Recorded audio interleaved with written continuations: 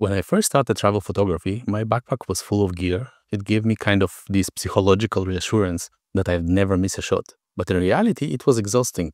Lugging everything around, worrying about safety, it felt like gear was managing my trip, not me. So one day I decided to try something radical. One camera, one lens for 2 years. Now this video isn't sponsored. I'm just sharing the gear I used at the time and the choices I made. So when I mention brands, it's not an endorsement, it's just my story. The camera that replaced my entire kit was the Fujifilm X100F. Later, I upgraded that one to the X100V. And this little camera became my travel companion around the world. The reason I chose it was because it was small and it had this 23mm lens that was 35mm equivalent. That was suitable to what I needed at that time. So why 35mm? Because I wanted more than convenience. I wanted to push myself to get better at composing wide frames. You see? When you own a full-frame kit of lenses, you almost always reach for the expensive low-aperture glass and shoot at f1.2 or f1.4. You blur everything out and call it professional work. At least that's what I was thinking back then. And these photos do look pretty, but they don't always tell a story. They often miss the context of the whole surroundings. And surroundings are often the place where the story lies. I'll be honest with you, the transition to a crop-censored camera scared me. I'm someone who is used to travel with 4 or 5 lenses, and suddenly just one fixed 35mm equivalent lens on this small sensor? What about low light? And what about portraiture? What if I missed a shot? But after some thinking, I went for it anyways. And here's what actually happened. First, I became free, really free. Lack of gear is liberating.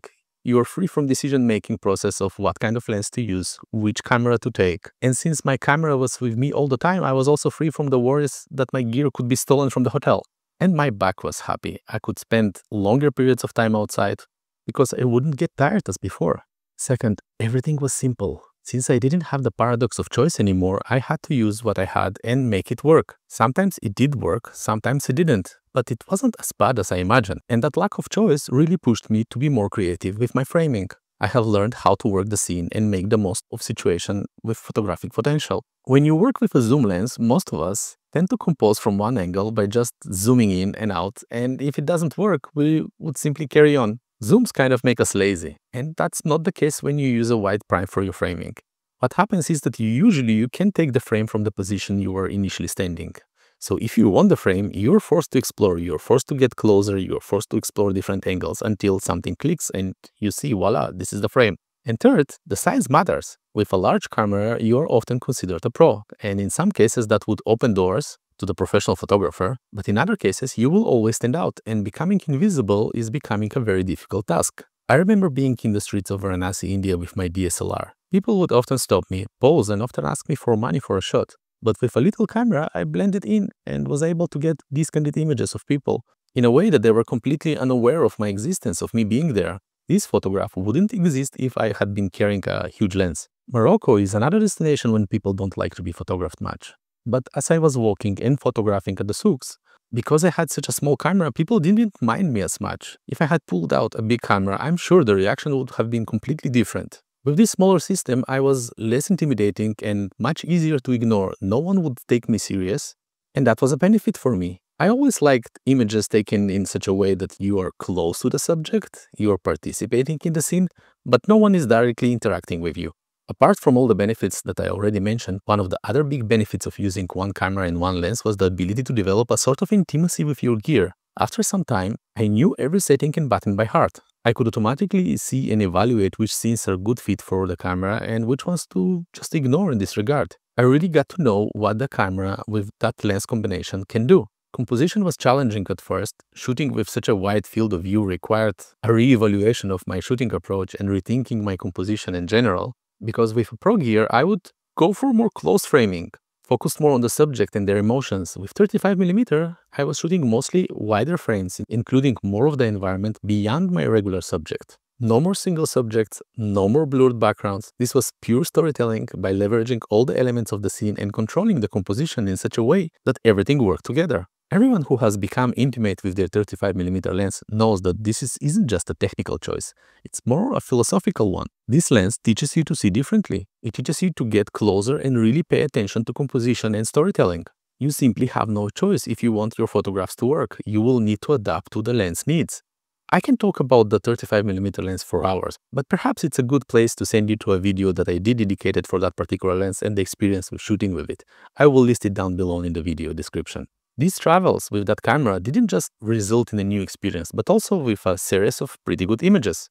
My Moroccan Shadow series got some recognition and won few awards, which showed me that even a simple setup can create strong enough images to stand out in a global scene. This little camera didn't limit my photography. At that point, it actually opened something in my creativity that I didn't have before, and it was freedom. Now, after exploring multiple countries with that lens and camera combo, you would ask, so that's it? Now you're only traveling and shooting like that? Well, not exactly. I have learned a lot from this experience, but I do take more than one lens to my trips today. I guess that psychological need for an extra lens or two gives me that mental confidence and reassurance that I can deal with any situation. But also, pro gear is pro gear. The sensor, the autofocus performance, and the image quality out of a professional camera are still better. That experience had a huge impact on my photography. I did manage to shift my workflow from portraiture and close frames to wider frames and more complex composition. And I credit that to this 2-year experience with the X100 series. I really learned a lot during that time. Today I have ditched most of zoom lenses. I've kept only the 24-70 f4.1. I mostly shoot with lightweight primes ranging between 28mm to 15mm. I do own 85mm lens, but I barely use it, and it's not coming with me on my next trip. One of the main criteria for my gear today is it to be lightweight. I can compromise on sharpness, but I will not compromise on weight.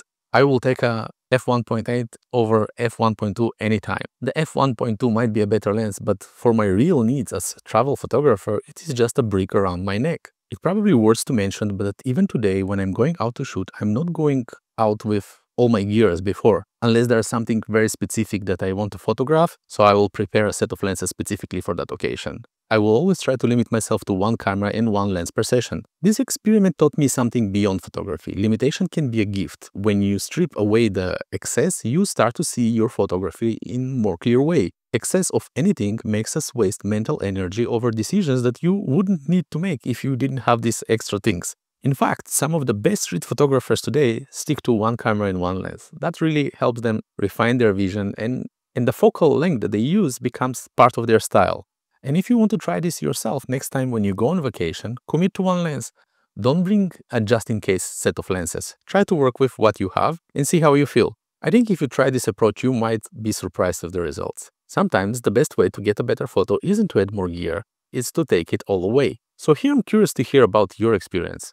Have you tried to commit to one camera and one lens combo for a trip? Do you know any other photographers who do that? Let me know your thoughts in the comments below. And don't forget to like and subscribe for more photography stories like this. See you next time and happy shooting!